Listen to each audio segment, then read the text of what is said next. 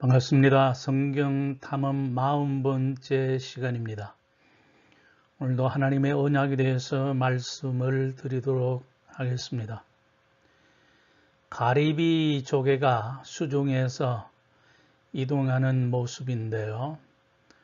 저도 놀랐습니다.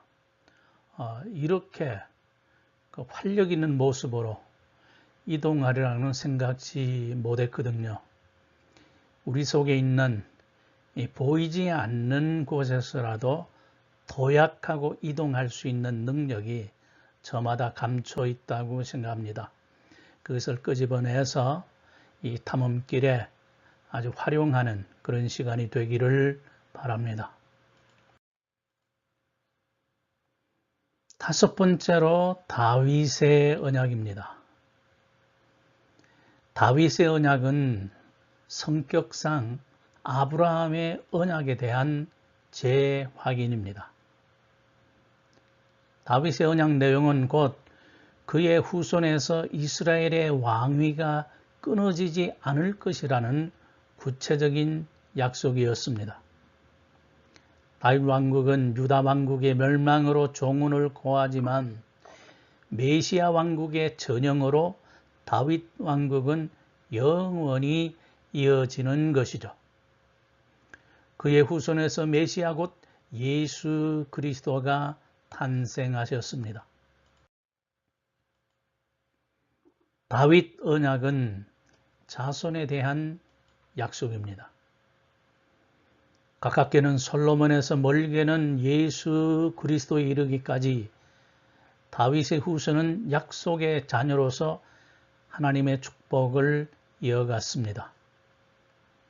다윗의 언약은 하나님이 다윗에게 허락하셨던 확실한 은혜였습니다.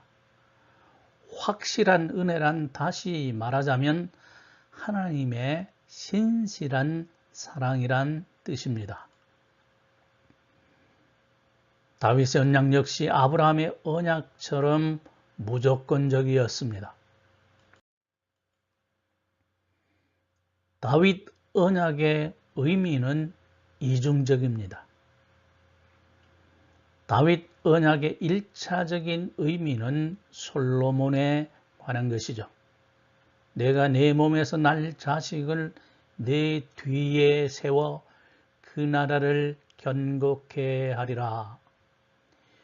내 집과 내 나라가 내 앞에서 영원히 보존되고 내 위가 영원히 견고하리라.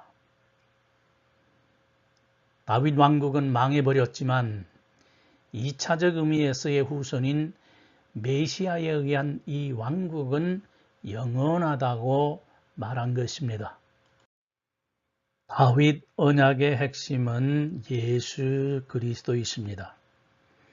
다시 말하면 역사적인 다윗 왕국은 지난 역사에 파묻혀 버렸지만 영적 의미에서의 다윗 왕국은 지금 교회에 의해 유지되고 있다가 그 실상인 메시아 왕국에 의해서 장차 완성될 것이라는 점입니다.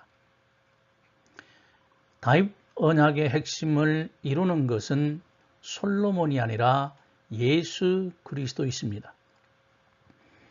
다윗 언약에서 중초적인 자손이 왜 그리스도이신지를 보여주는 구절이 바울의 설교 중에 뚜렷하게 나타났습니다. 그것이 사도행전 13장 22절 23절의 내용인데요. 우리가 잘 알고 사랑해서 암송하는 구절이지요. 저도 암송하는 많은 구절 중에 이 구절을 늘 암송하면서 묵상 중에 은혜를 받곤 합니다. 내가 이새의 아들 다윗을 만나니 내 마음에 합한 사람이라 내 뜻을 다 이루게 하리라 하시더니 하나님이 약속하신 대로 이 사람의 씨에서 이스라엘을 위하여 구주를 세우셨으니 곧 예수라. I have found David son of Jesse, a man after my own heart. He will do everything I want him to do. From this man's descendants, God has brought to Israel the Savior Jesus, as he promised. 여섯 번째 새 언약입니다. 에덴 동산의 생명나무, 아담의 가죽옷 이후로 노아의 무지개 언약, 아브라함의 할례 언약, 다윗의 씨 혹은 후손 언약을 거쳐서 새 언약이신 그리스도의 피까지 연결이 됩니다. 새 언약이란 구약의 언약이 옛 언약임에 비해 신약에 나타난 예수 그리스도로 말미암은 언약을 의미합니다.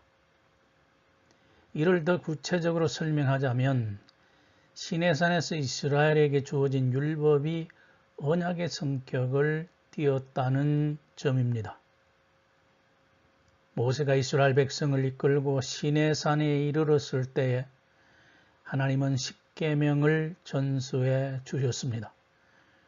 그것은 하나님의 백성이 지켜야 할 율례요 법도며 명령이었습니다. 피의 새 언약이란 표현이 있는데요. 율법 준수는 이스라엘이 하나님의 거룩한 백성이요 제사장 나라인 증거였습니다. 새 언약에 대응되는 것이 바로 이 율법으로서의 십계명 곧 옛 언약입니다. 주님은 이 새 언약이 의미하는 바가 무엇인지를 명확하게 밝혀주셨는데 제자들과 나눈 마지막 6월절 만찬에서 성만찬을 집행하시면서 구체적으로 말씀해 주셨습니다. 이 잔은 내 피로 세우는 새 언약이니. 여기에서 잔이란 그리스도께서 흘리신 피를 의미합니다. 이 피도 우리를 위하여 흘리신 대속의 피입니다. 새 언약은 예수님에게서 시작이 되었습니다. 새 언약의 개념은 이미 구약의 예언자들에 의하여 언급이 되었습니다. 특별히 예레미야 선지자가 이 사실을 강조했는데요. 이것은 돌비에 새겨진 시내산의 그 율법이 아니라 인간의 마음에 기록된 하나님의 법이라는 것이죠. 진정한 의미에서 새 언약은 예수 그리스도로 말미암아 시작이 되었습니다. 옛 언약인 율법의 기능은 죄의 능력과 무자비성입니다.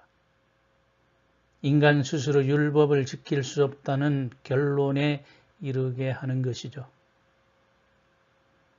옛 언약인 율법은 범법자에게 저주가 됨으로써 은혜에 지배당하는 새 언약의 도래를 가능하게 만든 것입니다.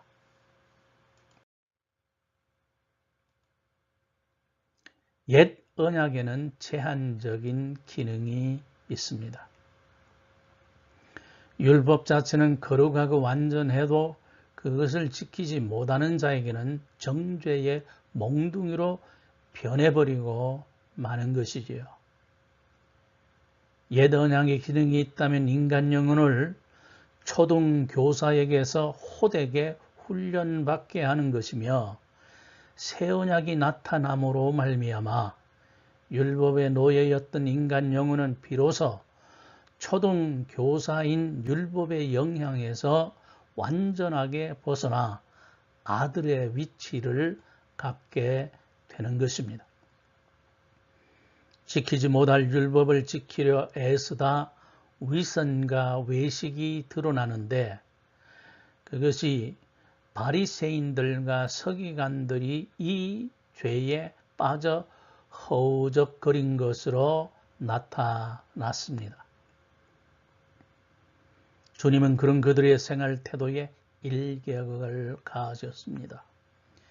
외식 문제에 있어 주님의 태도가 그처럼 추상 같았던 것은 그런 삶이야말로 율법 정신에 위배되었기 때문입니다. 새 언약의 백성 된다는 의미는 무엇일까요? 율법의 외적 준수에 목을 맨 그들은 율법의 더 중요한 정신인 의와 인과 신을 방치해 버렸습니다.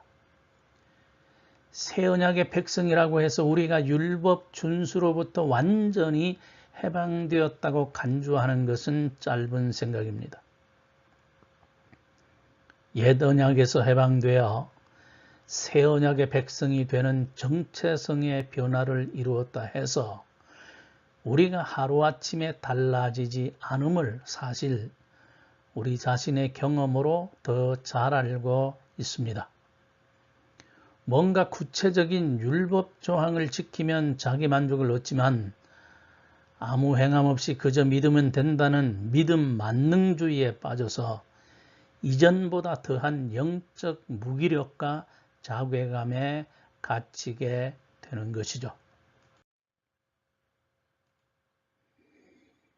새 언약은 옛 언약의 온전한 형태입니다. 우리 예수님은 율법을 폐하기 위해서가 아니라 율법을 완전케 하기 위하여 오셨다고 말씀하셨는데 이 주님의 선언을 명심해야만 합니다. 새 언약의 백성된 그리스도인은 주님께서 완전케 하신 율법 정신을 떠날 수도 없으며 떠나서도 아니 됩니다. 옛 언약 곧 온 율법과 선지자들의 강령인 하나님 사랑과 이웃 사랑은 새 언약의 정수인 사랑과 동일합니다. 요한은 그래서 새 계명이 아닌 처음부터 가진 옛 계명을 주려 했다고 말씀했던 것이죠. 오늘 강의는 여기에서 매듭 짓습니다. 하나님의 평강이 여러분과 함께 계시기를 바랍니다. 샬롬.